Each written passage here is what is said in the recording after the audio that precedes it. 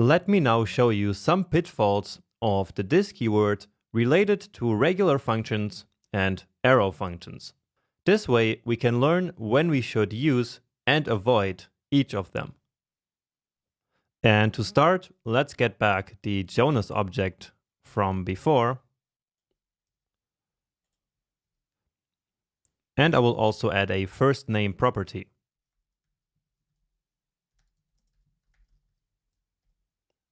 All right. And now let's add a second method here, but this time using an arrow function. So we will do a very simple greet method. And so an arrow function here, which simply logs to the console, hey, and then the name. And so we're going to take this name from the object. So this dot first name, or at least that's what we think we're doing. So let me now show you what happens as I call Jonas.greet. And maybe you can also anticipate it based on the knowledge that you already have of the this keyword when used in an arrow function. So let's see what the result is here. And we get hey undefined. So that's not hey Jonas as we might have expected. And the reason is exactly the one that I mentioned in the last lecture, which is the fact that an arrow function does not get its own this keyword. It will simply use the this keyword from its surroundings. So in other words, its parent's this keyword. And the parent scope of this greet method is the global scope. Okay. Just note here that this is actually not a code block. So you might think that like this kind of block here also creates its own scope, but it doesn't. So this is not a code block. It is an object literal. So it's just a way that we literally define objects. Okay. So all of this here is in the global scope still. And so therefore that includes this greet method. It is in the global scope. And so therefore the arrow function here, which does not have its own this keyword, will use the this keyword from the global scope. And remember, that is the window object, right? And so this dot first name is also undefined. And I think that this is actually something that we haven't seen before. So when we try to access a property that doesn't exist on a certain object, we do not get an error, but simply undefined. And so that is what is happening here. That's why we get undefined, because this is the window object. So just as we saw before, and then on the window object, there is no first name, and so we get undefined. Okay. And actually this behavior can become pretty dangerous in case we use var to declare variables. Because remember from a previous lecture that variables declared with var actually create properties on the global object. And so let's imagine we have this. So var first name equals Matilda. And so now as we run the greet function, it will say, hey Matilda. Okay, so why is that? So again, it is because inside of this function here, the this keyword is window. And actually let me print that here to the console as well, just so we can really see that here happening. Okay, so again, window is the this keyword inside of this arrow function, even though that arrow function was called by the Jonas object. But that rule does not apply here because, again, it's an arrow function. And so if we take a look at this window object now, and here close to F for first name, you see here that it does indeed have a property called first name with the value of Matilda. And again, that's because if we declare variables with var, that creates these kind of properties on the global object. And so therefore, this dot first name which translates to window that first name, is then Matilda. And so that's why we then get hey Matilda here. So that's yet another reason not to use var. So you see there's a pretty long list against var. So from this example, the big takeaway is that as a best practice, you should never ever use an arrow function as a method. And in my opinion, that's even true if you're not even using the this keyword in a particular method. Because if you have this rule of never using an arrow function as a method, then you never have to think about which type of function you should use. You will always just use a normal function expression, and like this, you will then prevent this kind of mistakes from happen. So this mistake that we saw here with hey Matilda is easy to prevent by simply not using var. But even then, hey undefined is still a bug. It's still not correct. And so that would have easily been avoided by just using a regular function. Right? If we had this, then of course now this object Jonas, which is calling the function, would then be the this keyword. Right? So you see first name Jonas and then hey Jonas. Because now this method actually does get its own this keyword. But let's put it back. And okay. Great. And now one final example of a pitfall of the this keyword is when we have a function inside of a method. And that is a pretty common thing to happen. And so let's now take a look at an example of that. So let's create another Jonas object here. Or actually don't. Actually, let's just use this object here that we already have, and let's enhance this calc_h method. So what I want in here is a function that will basically return if the person is a millennial. So easy enough, let's create an isMillennial function in here.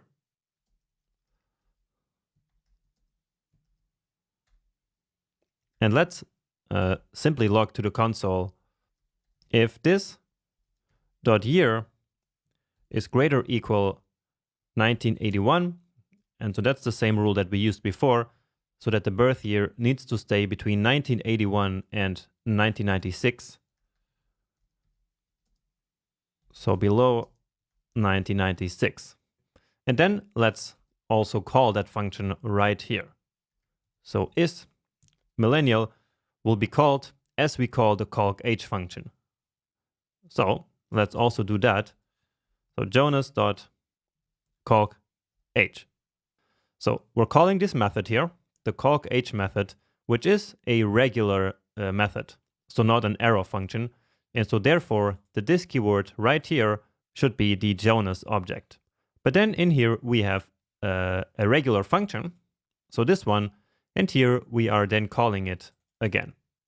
Now inside of this function, we are using the this keyword. And so let's now see what happens as we reload the page. And we get cannot read property year of undefined on line 138.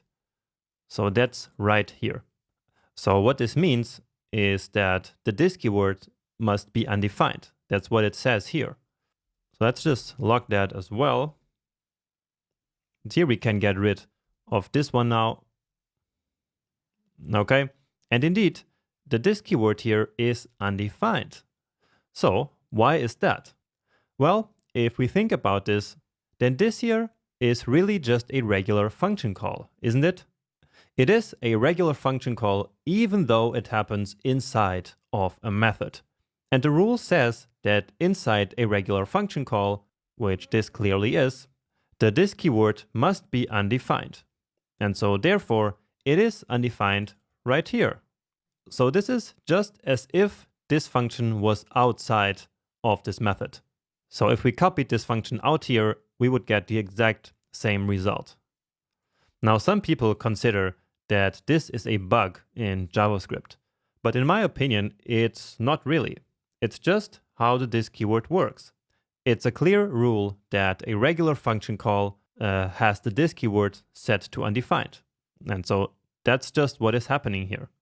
Now, there are two solutions to this problem. The first solution is to use an extra variable that we usually call self. So outside of the function, let's say self, and then we set that to this. Because here we are still outside of this isMillennial function. And so here we still have access to the this keyword set to Jonas, right? And so then in here, we can use simply self. And let's do that just here. And here I will duplicate this line so that we can keep the original one. And so now let's use self here. And so then through the scope chain, this self will be equal to this.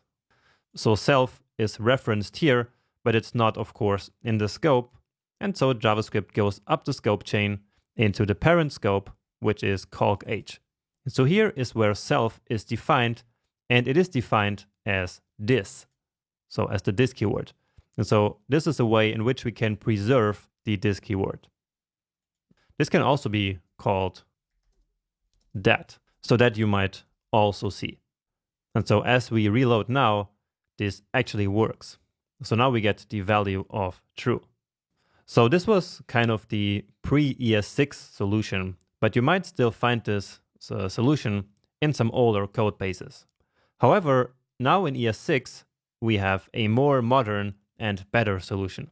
And that solution is to use an arrow function. All right. So let's actually copy all of this because I want to preserve both versions here. And now I will just comment out this first. Let's say solution 1. But now here we have solution 2, which does not need this extra variable. Okay, so let's get rid of this, bring this back, and here, this again. And now, again, the solution to the problem that we saw before is that we can now use an arrow function. And that is going to work because the arrow function does not have its own this keyword. Right? So let's remember again that when we just call this, we get that the this keyword is undefined. And that's because a regular function gets its own this keyword. But the arrow function will not. It will simply use the this keyword of its parent scope. And in this case, that will be the calc_h method. And in here, the this keyword is Jonas, so the Jonas object. And therefore, then, here in an arrow function, that would also be the this keyword. And then it is going to work as expected. And indeed, now it is true. And again, this worked because this arrow function uses the this keyword from its parent scope. And in this case, in the parent scope, the this keyword is Jonas. So basically, an arrow function inherits the this keyword from the parent scope. And that is exactly what we need here. All right. And so here you see that it's pretty important to know exactly how each of the different type of functions work in regard to the this keyword, because then you can really use them according to your specific needs.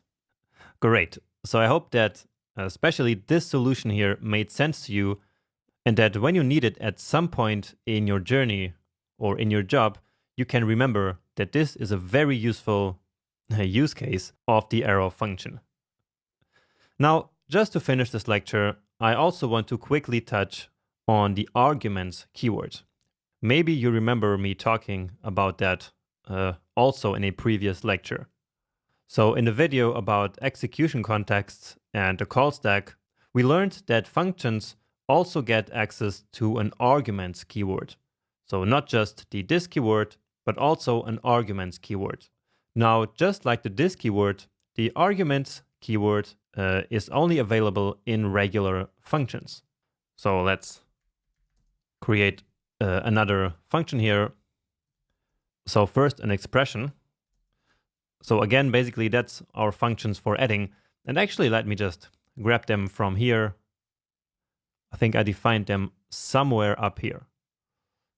Yes. So there's no need to rewrite the same code over and over again. You just add a comment here, arguments, key, word. And then let me also print to the console that keyword. So let me quickly call this function here now.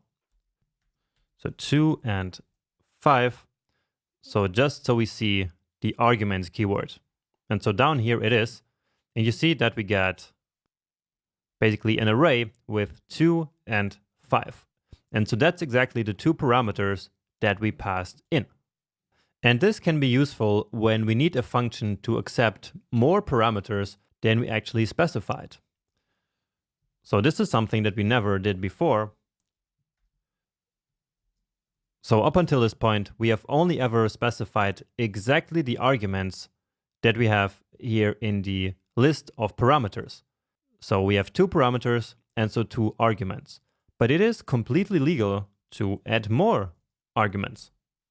They will not have a name, so we didn't name them, but they exist. And we can see them here in the arguments array. All right? So they do appear here, and we can use them, therefore, in the functions. For example, we could use a loop and then loop over this array and add all the numbers together. But now my point here is that the arrow function does not get this keyword. So let's also log it to the console here. So let's put this here in curly braces.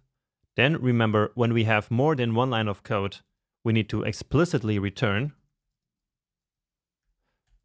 And so let's try to take a look at the arguments keyword here as well. So add arrow 2, 5, 8, let's say. But then we get an error. So arguments is not defined. All right. So this was simply just to show you that the arguments keyword exists, but that it only exists in regular functions. So in function expressions like this, but also in function declarations, but not in an arrow function. But anyway, the arguments keyword is not that important in modern JavaScript anymore, because now we have a more modern way of dealing with multiple parameters. But still, it's important that you are aware that this arguments keyword exists. All right.